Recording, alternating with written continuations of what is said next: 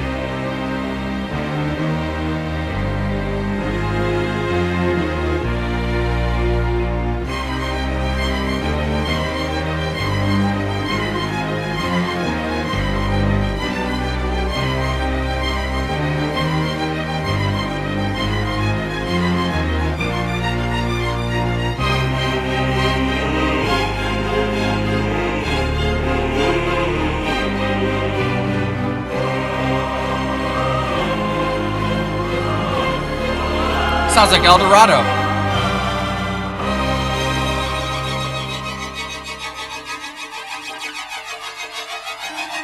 Not anymore.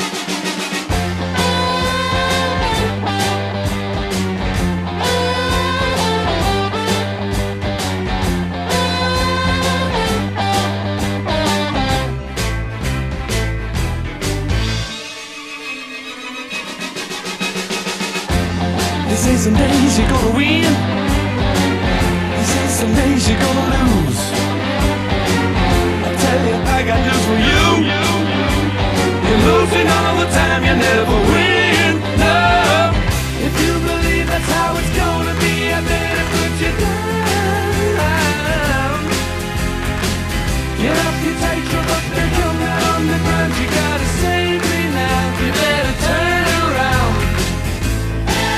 And I looked around, I was heading down on somebody throw me down the line.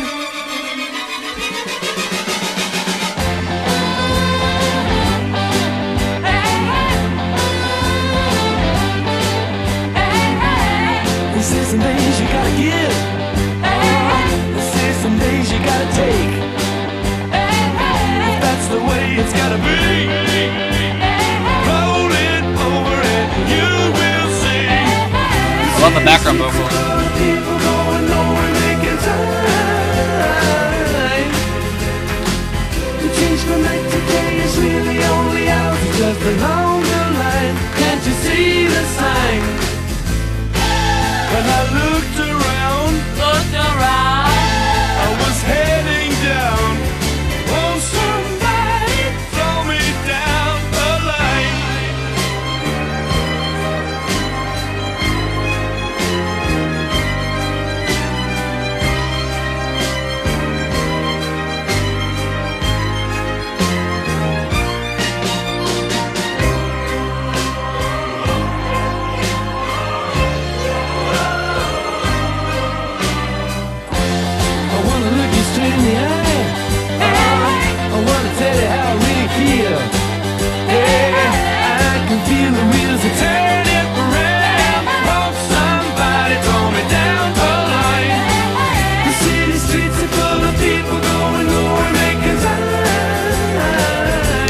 voice, bro. It's so good. The change from night to day is really only ours. It's just along the line. Can't you see the sign?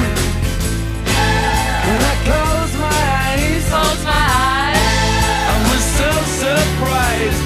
Somebody had thrown me down the line. Stop me drowning. Somebody had thrown me down the line. Somebody.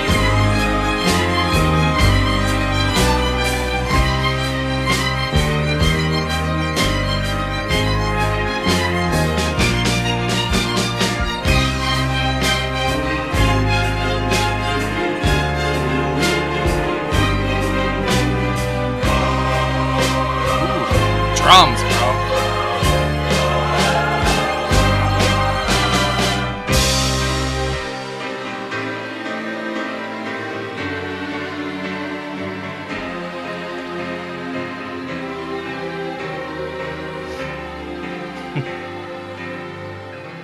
Jeff is incapable of writing a bad song. That was so good. Man, it's funny how I read that thing in the beginning and, it said this is like, there's, I guess, gradual shift towards shorter pop songs. But the way the song started, it sounded just like El Dorado, but then it kind of it kicks into gear almost, like it kind of stops and something else starts and then like the kind of poppy sound comes out. It's very interesting. And as always, they use the strings so well. It's so epic and cinematic sounding, like no matter what. Whenever I listen to ELO, it's just an adventure in my head. You know what I'm saying? Like they are very good imagination fuel. Especially El Dorado. We did that whole album and it's just incredible. And I finally got to listen to it all the way through in one sitting. Well, no, actually not one. It's actually technically two, but still. What an impressive achievement that record is. Seriously. I mean, like that's up there with like some of the best. And all the hits from this kind of feels like the more, I don't know, catchy, more mainstream approach of what they did on that record. And I don't know how many records that was back from this one, to be honest, but I know that's just their sound in general and the way that they use the strings to balance out the percussion and the bass and then Jeff's vocals. It's very interesting how they're the glue of the entire song, basically, other than, Jeff. And they really do just give it this unique quality that no other music I've heard, like I don't think there's really a band that does it exactly like they do, like balancing the strings, the almost like kind of Beatles vibe that they just ooze, and it's kind of hard for them not to. But it just kind of happens naturally, I guess, for Jeff, it just somehow sounds like the Beatles sometimes. But then other points, it totally doesn't. It's definitely its own thing. But they just use so many different little instruments and balance everything so well. And they give you such a great product at the end of it. And this is, the songs I have heard from this record, and then now including this one, they do feel like more of a radio sort of friendly approach for ELO. And I think that works immensely for them, though, because they've got so many qualities that translate well to that side of, music. I think they can, do both. They could be like a niche kind of band, and they can also be a very popular and, mainstream band. And that's something that's severely lacking these days is the bands that can access both, There's bands that are very niche and there's bands that are very mainstream. Back in the day, they crossed over a bit, because there wasn't Spotify or Netflix, you know what I mean? Like, you had to go to the record store just like, okay, I'm going to pick this to see. Hopefully it's great, like, you had no idea half the time. So it was kind of like a rush probably buying records back then if you didn't even know what they sounded like unless you heard the singles, and then sometimes the singles weren't even on the record. That's just, it's a whole different world, It's interesting that I don't know, whatever Jeff does, like he just succeeds so well at it. Like even up till today, the stuff that the EL or Jeff Lynne's ELO does, like I saw a live video of that, and it's just mind blowing the stuff that he pulls off. Even to this day, and you have to give a tip of the cap to Jeff Lynne for fighting all these years to make great music, you know, because that's definitely what it is sometimes to make art. It's a fight, you know, it's a fight with yourself. It's a fight with other people. It's a fight with the world. It's a fight with your art, you know, it's just like, it's a fight with everyone just to get things made. And, eventually you got to make, you know, compromises, and then stuff happens. And, you know, if you don't make compromises, it doesn't happen, you know, and, you know, you got to kind of, I don't know, not mortgage your dreams, but you gotta believe in yourself and kind of roll with it, you know. You know, that's what I did last year at the channel, and it succeeded very, very well, you know. But, you know, I guess, you know, it's sort of just like, you know, the seasons change, and, you know, probably people get tired of you after a while. And I get it, bro. And I'm gonna try to, I don't know, change things up and do something different, you know. I don't know exactly what. Like I said, I'm probably gonna do like movie stuff, but I'm going to try and sprinkle some new stuff in and see if you guys like it or not, because people don't like me right now, so that's okay. All right, so Jeff Lynne on lead vocals, electric and acoustic guitars, percussion, and the Wurlitzer. Bevan, I always get his name wrong. Bevan on drums, percussion, and the Mini Moog drum. Richard Tandy on the Wurlitzer, Mini Moog, Micro Moog, clavinet, piano, Mellotron M400 electric guitar, Kelly Grucut bass guitar, percussion, lead vocals, backing vocals, Mick Kaminsky on violin, Hugh McDowell on cello, and Melvin Gale on cello. And then Mary Thomas also, I'm guessing, did the vocals that I heard, the female vocals, but there was also a Patty Quattro, Brie Brandt, and Addie Lee uncredited backing vocals. That sounds right. That was probably like the other highlight, other than the strings and Jeff's vocals, were those backing vocals. Not just from the lady, there was also, I think, the band also providing some backing vocals.